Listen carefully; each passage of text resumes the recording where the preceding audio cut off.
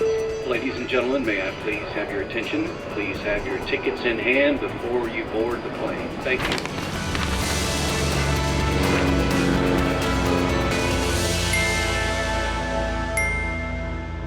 Hello and welcome. I'm Johan Castell and you're watching Wings. On the show today, we visited a new luxury hotel in Bhubaneswar, Odisha. We bring you an unusual story from Iraq where a new church has been built to attract new Christian pilgrims. Also, the best things to do if you want to explore Kaziranga, as Prime Minister Modi recently visited the national park. At how the start of Ramadan was celebrated worldwide. Let's start. We recently visited a new luxurious 5-star hotel in Bhubaneswar and had a marvelous time. Let us show you our experience in Odisha.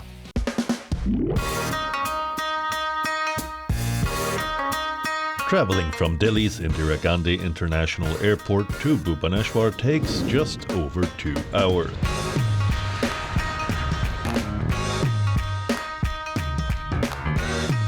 And after landing on the tarmac of the city's airport, you can feel the humid air hit your face as you walk out of the aircraft. So we are now in Odisha. We've reached Bhubaneswar and we've been picked up by a very nice brand new cab. And we are on the way to Lyfe Hotel. We're going to Lyfe Hotel on Janpath, centrally located only 5 kilometers from the airport in Bhubaneswar. The building is oval in shape, making for a unique look as the building towers over the footpath below.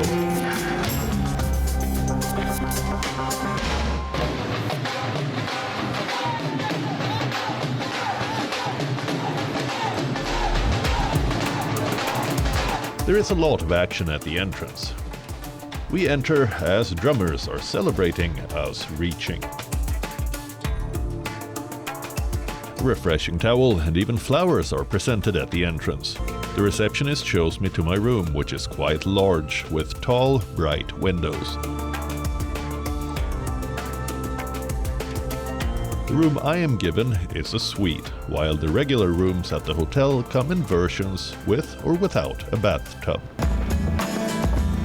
While the suite, however, features a walk-in closet with huge mirrors that are softly lit. But after all this traveling, it's time to freshen up. Enough about the rooms. I'm curious about the facilities at this place. What can you do here? Hey, Prakash. Hi, Johan. So here. To see the property, I meet Prakash Shankar, the general manager of the hotel, to get a tour. Prakash shows me the pool area that is surrounded by banquet halls. The spot has already become a hub during social events at the hotel and is one of the highlights. There is also a small gym for those who like to exercise while traveling, a small beauty room for events, and a 5-room spa. Moving on to the bakery and cafe in the lobby, Prakash shows me the mezzanine floor that overlooks the large airy lobby on one side, and on the other side a ground floor restaurant where breakfast, lunch and dinners are served. So this is like something that is an Odissi design? Prakash tells me about the design elements from Odisha's culture that have been chosen to give a feel of the state in the hotel. But I'm keen to learn more from the owners of the property. Sonal Sahu is the co-founder of Lyfe Hotel, and I meet her at the pool. What would you say are the USPs of Lyfe? I would say location. Second would be the sustainability that we have taken care of. We are planning to get LEED certification. We have already ticked all the boxes and I think we should get a platinum certificate. Another USP would be the modern architecture influenced from temple architecture. Our USP is that we are very digitally modern. So all our switches, starting from switches for order taking, everything happens digitally. We know the taste of people of the state and of the country as well. So it makes it easy to judge what is the need of the customer because we are from a very homegrown brand. With Odisha having the tagline "India's best kept secret," it has felt like a quite fitting tagline for the state. And do you feel that as if this is changing rapidly? I agree. I feel that very soon, it was the best kept secret, but slowly I think we are moving out of being a secret and we want to start showcasing the beauty of the state. So very soon it won't be a secret, but it will still be exotic. It will still have not to become mainstream. Maybe it will take a little more time, but people will start exploring it more and more because it has immense beauty. At the property, there is also an authentic Thai restaurant that is just opening up. But I still have some time to kill before dinner and decide to head out. Hello, G. How are you? After a short car ride, we reach the pristine Chandrabhaga beach. This is certainly not a very crowded beach, and we made it here just before sunset.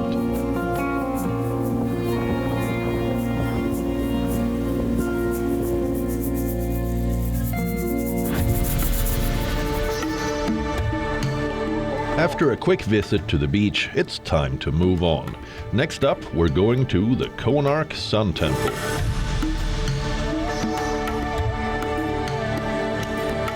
The worship of the sun god has been a long-standing tradition in India, with the Sun Temple in Konark, Odisha, standing out as one of the most renowned examples. This temple, a UNESCO World Heritage Site, is a must-visit for every traveler. Its architectural grandeur is truly breathtaking and must be experienced firsthand to be fully appreciated. No trip to Odisha would be complete without a visit to this iconic temple. So we have now reached the 13th century Konark Sun Temple. This is kind of the outside parking area. We're gonna head inside and see what it's like. Very exciting to check it out at last. Hello. There's everything under the sun available for sale here at the market, from highly colored sunglasses for only 100 rupees to copper figures depicting the sun. I've seen devotees blow conch shells and try out a few that are for sale in the market. Turns out it requires more skill than I anticipated. Yes, yes! It works. Now I'm putting it back for the next guy to kiss. Enough of the banter. We spot the Konark Sun Temple and quickly enter as the day turns into night. Quite an imposing sight, seeing this like esplanade leading up to it, and it's just like towering over the landscape in front of you. It's quite impressive. We explore the temple in the evening light, and there are large lights all around the temple that illuminates the entire structure, making the stone carvings pop out even more than in daylight. It has been a fantastic day out, with experiences like what we've had today in Odisha. I don't think India's best kept secret will remain a secret for much longer.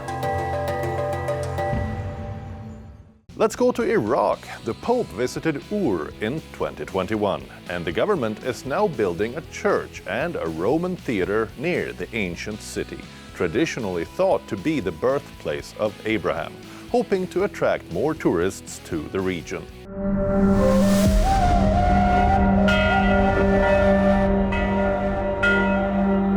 Near Iraq's ancient city of Ur, a new church recently rang its bell for the first time.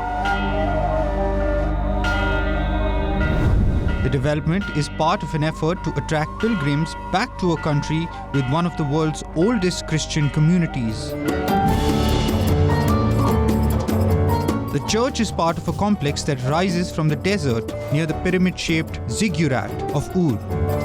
believed to be the birthplace of Prophet Abraham. Ur was visited by Pope Francis in 2021, who conducted an interreligious prayer at a place traditionally considered Abraham's dwelling. The Pope's visit to Iraq, especially to Dhikar Governorate and the ancient city of Ur, was of historical importance. This church was built near the ancient city in a way for it to be near archaeological sites, so large number of our Christian brothers from all countries of the world can come visit, hold masses and offer prayers in this church.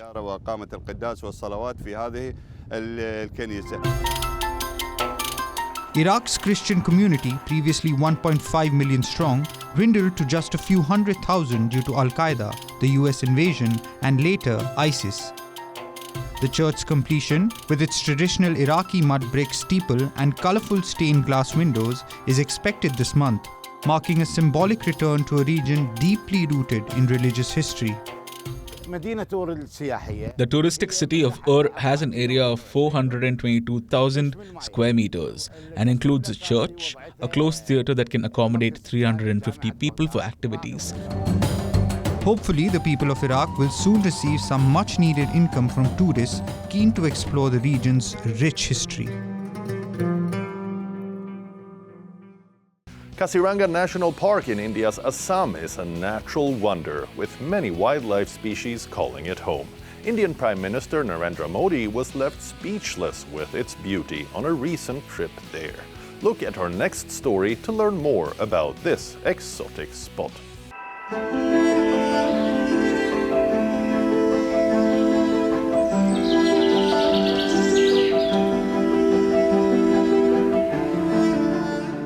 On his recent visit to India's northeastern state of Assam, Indian Prime Minister Narendra Modi announced the launch of some key development projects. He also did something touristy and went on an exciting jungle trail.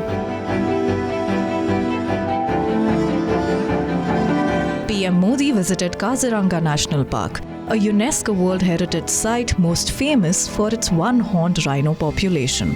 The Prime Minister rode on an elephant before touring the biological hotspot with a jeep ride. He also observed animals in their natural habitat with binoculars.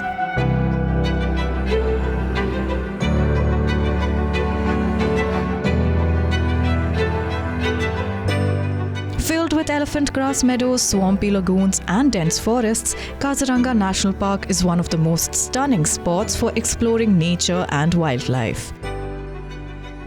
Did you know this beautiful haven for wildlife was created over 100 years ago in 1905? Today, it is home to one-horned rhinos, protecting 2/3 of their world population. One can also spot Royal Bengal tigers, elephants, and unique birds moving in the wild. The best time to visit it is from November till April, after which the rainy season arrives. You can enjoy a range of activities here. Take a jeep safari deep in the jungles and spot stunning animals. Go for an elephant safari for a more natural experience and enjoy plush green sights in the park. Take a special boat ride to experience the unique forest life, including Gangetic dolphins and exotic birds. There are also cultural shows with spectacular traditional folk dance and song presentations. So, next time you're in Assam, take some time out to explore Kaziranga National Park for an unforgettable experience. With the crescent moon in the sky, the holy festival of Ramadan has been formally announced. Watch our next story to glimpse the vibrant Ramadan festivities worldwide.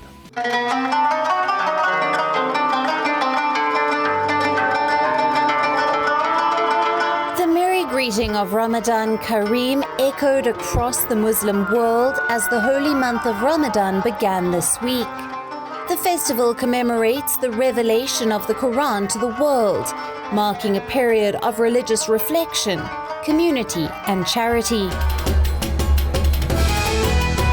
Celebrated with much piety and pomp by around 1.8 billion Muslims, let's take a look at the preparations and the festivities taking place worldwide.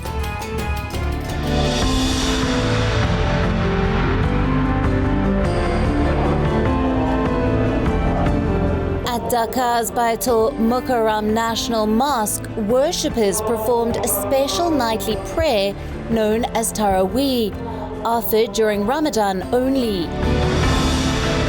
Everyone offered gratitude and prayed to be blessed with peace and prosperity. Those observing Ramadan typically break their fast with dates and water and later enjoy a large meal called iftar. Fasting Muslims buy assorted snacks from street markets and restaurants, rejoicing in the spirit of Ramadan. Interestingly, outside the mosque in the High Court's premises, volunteers divided plates as part of a free iftar program for people in need. The practice is a centuries-old tradition that celebrates the spirit of charity and community in the holy month.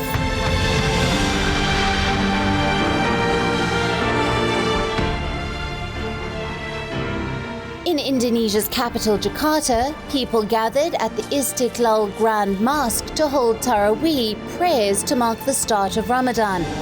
Marking the first day of Ramadan, thousands of devotees read the Quran and prayed together. Worshippers then broke their fast together with 4,000 food packages provided to those present. The sense of community filled the air as everyone relished the food together. Indonesia boasts the largest Muslim population in the world, and the beautiful Istiqlal Grand Mosque is the largest in Southeast Asia. And grander festivities are still to follow for celebrating Ramadan.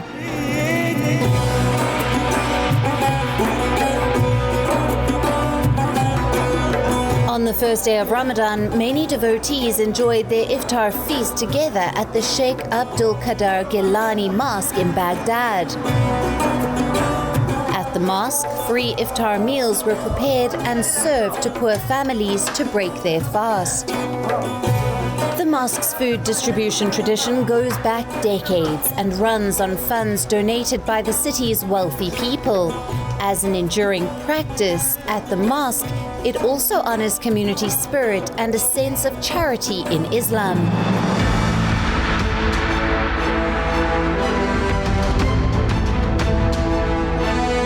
As the sun set over Istanbul, the skies were illuminated with a unique Turkish art form. Maya is the tradition of stringing religious messages and designs between minarets during the holy month of Ramadan, and the stunning designs transformed the city into a stunning sight. At Istanbul's historic Sultanahmet Square, crowds gathered on the first day of Ramadan for a special ceremony. An Ottoman-era marching band played traditional military tunes as dozens of spectators watched. A cannon was fired to signal the end of fasting for devotees, and they could start relishing their iftar meals.